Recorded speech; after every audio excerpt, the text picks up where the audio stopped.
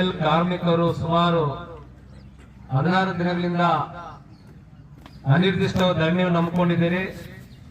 Actually ನಾವು ಒಂದು ವಾರ ಹಿಂದೆನೆ ಇದೇ ನಾನು ಕೋಲಾರ ಜಿಲ್ಲೆಯವನಾಗಿ ಮುಳಬಾಗಿಲು ತಾಲೂಕಿನಿಂದ ಬರಬೇಕಾಗಿತ್ತು.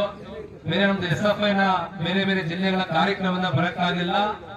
ಮೊದಲಿಗೆ ಇವತ್ತು SFI ಸಂಘಟನೆ, ಸ್ಟೂಡೆಂಟ್ ಫೆಡರೇಷನ್ ಆಫ್ ಇಂಡಿಯಾ ವಿದ್ಯಾರ್ಥಿ ಸಂಘಟನೆ, ಇಲ್ಲೆಲ್ಲ ಬಂದಿರುವ ನನ್ನ ಅಕ್ಕ ತಂಗಿಯರು, ಅಣ್ಣ ತಮ್ಮಂದಿರು, ಇವತ್ತು ನಾವು ನಿಮ್ಮ ಮಕ್ಕಳಾಗಿ ನಿಮ್ಗೇನು ಬೆಮೆಲ್ ಕಾರ್ಮಿಕರ ಮುಷ್ಕರಕ್ಕೆ ಬೆಂಬಲ ಸೂಚನೆ ಮಾತಾಡಕ್ಕೆ ಬಂದಿದ್ದೀವಿ. ನಿಮ್ಮೆಲ್ಲರಿಗೂ ಧನ್ಯವಾದ ತಿಳಿಸ್ತಾ ಇದ್ದೀನಿ. ಅದ್ರ ಜೊತೆಗೆ ಇವತ್ತು ಇಡೀ ದೇಶದಲ್ಲಿ, ಇಡೀ ಪ್ರಪಂಚದಲ್ಲಿ ಇವತ್ತು ಬೆಮೆಲ್ ಕಾರ್ಮಿಕರಂದ್ರೆ ಇವತ್ತು ಇಡೀ ದೇಶದಲ್ಲಿ ಒಂದು ಒಳ್ಳೆ ಇಲ್ಲಿ ಉತ್ಪತ್ತಿ ಮಾಡಿ ಇಡೀ ದೇಶಕ್ಕೆ ಸರಬರಾಜು ಮಾಡುವ ನೀವು ಎಂಪ್ಲಾಯೀಸ್. ಆದರೆ ನಿಮ್ಮ ಡಿಮ್ಯಾಂಡ್ಸ್ ಅನ್ನ, ನಿಮ್ಮ ಬೇಡಿಕೆಗಳನ್ನ ಸುಮಾರು 16 ದಿನಗಳಿಂದ ನೀವು ಇಲ್ಲಿ ಮುಷ್ಕರ ಮಾಡ್ತಾ ಇದ್ದೀರಿ.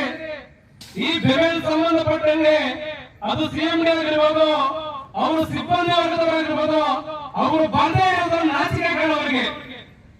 ಯಾಕೆಂದ್ರೆ ಇವತ್ತು ಸುಮಾರು 30-40 ವರ್ಷಗಳಿಂದ ಬೆಮೆಲ್ ಕಾರ್ಮಿಕರಾಗಿ ನೀವು ಕೆಲಸ ಮಾಡ್ತಾ ಇದ್ದೀರಿ. ನಿಮ್ಮ ಪರ್ಮನೆಂಟ್ ಮಾಡಕ್ಕೆ ಅವ್ರಿಗೆ ಯೋಗ್ಯತೆ ಇಲ್ಲ ಅಂದ್ರೆ ನಿಜವಾಗ್ಲೂ ಬೆಮೆಲ್ ಎಂಪ್ಲಾಯೀಸ್ ನೀವೆಲ್ಲ ಯಾರಿದ್ರು ಹೋರಾಟಕ್ಕೆ ಅದು ಸಂಬಂಧಪಟ್ಟ ಇಲಾಖೆ ಅಧಿಕಾರಿಗಳು ಬರಬೇಕಾಗಿತ್ತು, ಆದರೆ ಬಂದಿಲ್ಲ. ನಾನು ಕೂಡ ಒಂದು ಪೇಪರ್ ಸ್ಟೇಟ್ಮೆಂಟ್ ನೋಡಿದ್ದೆ. ಇದೇ ನಮ್ಮ ಕರ್ನಾಟಕದ ಕೇಂದ್ರ ಸಚಿವರು ಕುಮಾರಸ್ವಾಮಿ ಅವರು ಕೂಡ ಬಂದಿದ್ರು. ಇಲ್ಲಿ ಬಂದು ಅವರ ಡಿಮ್ಯಾಂಡ್ಸ್ ಮಾತಾಡಿದ್ರು.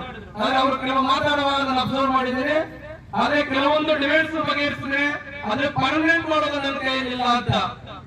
ಆದ್ರೆ ನಿಮ್ಮ ಕೈಯಲ್ಲಿಲ್ಲ ಅಂದ್ರೆ ನೀವು ಕೇಂದ್ರದ ಮಿನಿಸ್ಟರ್ ಆಗಿದ್ದೀರಿ, ಈ ರಾಜ್ಯದ ರೆಪ್ರೆಸೆಂಟ್ ಮೆಂಬರ್ ಆಗಿದ್ದೀರಿ.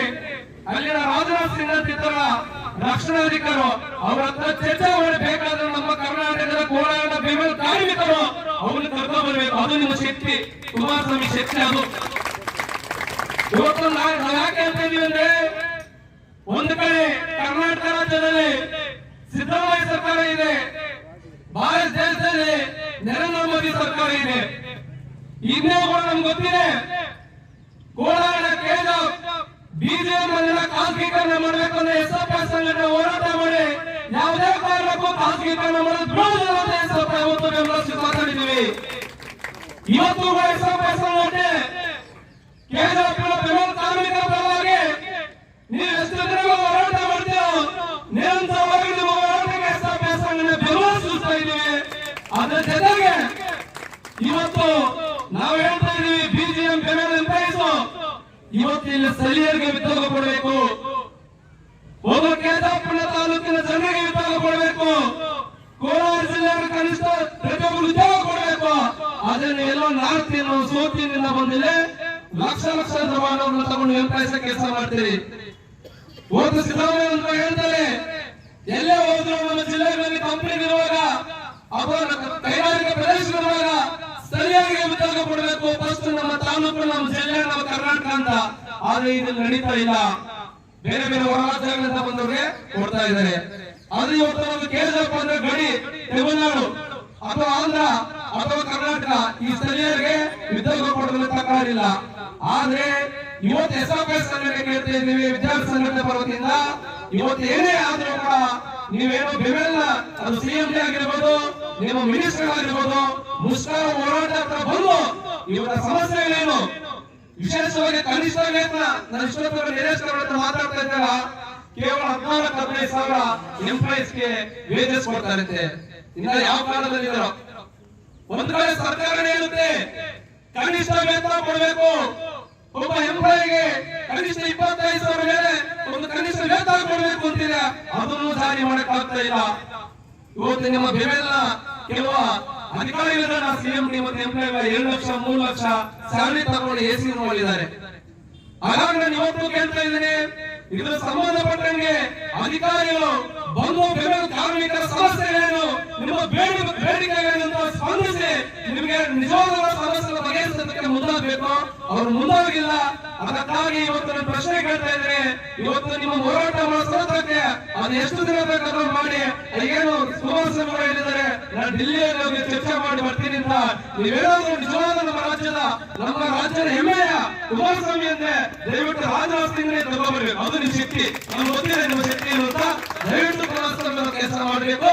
ಮತ್ತೆ ಬೆಂಗಳೂರು ಕಾರ್ಮಿಕರು ನೀವೆಲ್ಲ ಹೋರಾಟ ಮಾಡ್ತಿದ್ರಿ, ಈ ಹೋರಾಟಕ್ಕೆ ಎಸ್ಎಫ್ಐ ಸಂಘಟನೆ ಇವತ್ತು ಶುಭ ಕೋರಿ ಮಾತಾಡಕ್ ಬಂದಿದ್ದೀವಿ.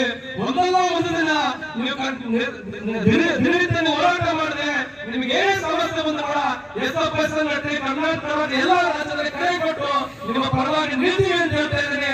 ಇಷ್ಟೊತ್ತು ಮಾತಾಡಕ್ಕೆ ಅವಕಾಶ ಕೊಟ್ಟಿದ್ದ ಎಲ್ಲರೂ ಧನ್ಯವಾದಗಳು. ಜೈ ಹಿಂದ್ ಜೈ ಕರ್ನಾಟಕ. ನಿಮ್ಮ ಜಿಂದಾಬಾದ್.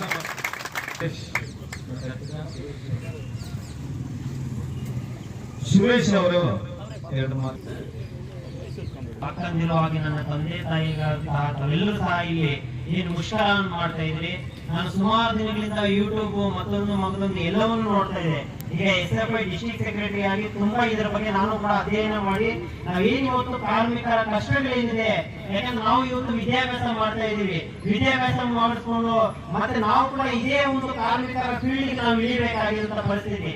ಆದ್ರೆ ಇವತ್ತು ಕಾರ್ಮಿಕರನ್ನು ಈ ರೀತಿಯಾದಂತ ನಿಟ್ಟಿನಲ್ಲಿ ಇವತ್ತು ಸರ್ಕಾರಗಳು ಆಳುವಂತ ಸರ್ಕಾರ ಇವತ್ತೇನು ನಮ್ಮ ಬಗ್ಗೆ ಗಮನ ಕೊಡದೇ ಇರುವಂತದ್ದು ತುಂಬಾ ಒಂದು ನಾಚಿಕೆಗೆಟ್ಟಂತ ಸರ್ಕಾರ ಇವತ್ತು ನಮ್ಮ ಆಳ್ವಿಕೆ ಮಾಡಿದೆ ಅಂತ ಅನಿಸ್ತಾ ಇದೆ. ಯಾಕಂದ್ರೆ ಇವತ್ತು ವಿದ್ಯಾಭ್ಯಾಸ ಮಾಡಿ ಇಂದಿನ ಮಕ್ಕಳೇ ಮುಂದಿನ ಪ್ರಜೆಗಳು ಅಂತ ಹೇಳ್ಬಿಟ್ಟು ಇವತ್ತು ವಿದ್ಯಾಭ್ಯಾಸ ಮಾಡ್ಕೊಂಡು ನಾಳೆ ಕಾರ್ಮಿಕರ ರಂಗಕ್ಕೆ ನಾವು ಬರಬೇಕಾಗಿದೆ. ಈ ರೀತಿಯಾದಂತಹ ಸಮಸ್ಯೆಗಳನ್ನು ಬಗೆಹರಿಸುವ ನಿಟ್ಟಿನಲ್ಲಿ ಇವತ್ತು ನಿರ್ಲಕ್ಷ್ಯ ವಹಿಸ್ತಾ ಇದನ್ನ ಸರ್ಕಾರವನ್ನು ತುಂಬಾ ಒಂದು ಅಪ್ಡೇಟ್ ಅಂತ ಒಂದು ಸರ್ಕಾರ ಇವತ್ತು ನಮ್ಮ ಮಧ್ಯೆ ಇದೆ ಅಂತ ನಾವು ಅರ್ಥ ಮಾಡ್ಕೋಬೇಕಾಗಿದೆ. ಮತ್ತೆ ಇನ್ನೊಂದು ನಾವು ಓದುವಂತ ಸಂದರ್ಭದಲ್ಲಿ ನೋಡ್ತಾ ಇರ್ತೀವಿ, ಇವತ್ತು ಕಾನೂನು ಒಂದ್ ಕಡೆ ಹೇಳ್ತಾರೆ, ಯಾವ ಒಬ್ಬ ಕಾರ್ಮಿಕನು ಇಡೀ ಬೆಳಗಿನಿಂದ ಸಂಜೆ ಹೊತ್ತು ದುಡಿದು ರಾತ್ರಿ ಸಂಜೆ ಆಗಿ ಅವರು ಬೆವರು ನೀರು ಕೆಳಗೆ ಬಿರುವಷ್ಟೊತ್ತಿಗೆ ಅವರ ಕಷ್ಟಕ್ಕೆ ತಕ್ಕಂತೆ ಅವರಿಗೆ ವೇತನ ಸಿಕ್ಕಿದ್ರೆ ಆಗ ಕಾರ್ಮಿಕರು ತುಂಬಾ ಖುಷಿ ಪಡ್ತಾರೆ, ಆಗ ಅವರ ಒಂದು ಕಷ್ಟಕ್ಕೆ ಸಾರ್ಥಕ ಆಗತ್ತೆ ಅಂತ ಹೇಳ್ತಾರೆ ಒಂದ್ ಕಡೆ. ಆ ರೀತಿಯ ಒಂದು ಕಷ್ಟಕ್ಕೆ ಇವತ್ತು ಸ್ಯಾಲರೀಸ್ ಅನ್ನುವಂಥದ್ದು ಇವತ್ತು ಜಾರಿ ಆಗ್ತಾ ಇಲ್ಲ ಅನ್ನುವಂಥದ್ದು ಇವತ್ತು ನೋವಿನ ಸಂಗತಿ ಆಗಿದೆ.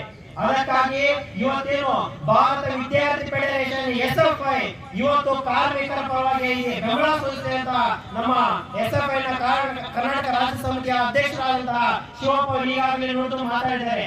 ಅದೇ ರೀತಿ ಇಡೀ ಕರ್ನಾಟಕ ರಾಜ್ಯದ ವಿದ್ಯಾರ್ಥಿಗಳು ನಿಮ್ಮ ಪರವಾಗಿ ನಾವು ನಿಲ್ತೀವಿ ಅಂತ ಹೇಳಿ ಇವತ್ತು ಶುಭ ಕೋರಿ ಮಾತಾಡಲು ಅವಕಾಶ ಕೊಟ್ಟ ತಮ್ಮೆಲ್ಲರಿಗೂ ಅನಿಸುತ್ತಾ ನಾನು ಮಾತನ್ನು ನೋಡ್ತಾ ಇದ್ದೀನಿ. ಇನ್ಕ್ಲಾಬ್ ಜಿಂದಾಬಾದ್. ಕೋಆರ್ಡಿನೇಷನ್ ಕಂಪನಿ ಪರವಾಗಿ ಧನ್ಯವಾದ.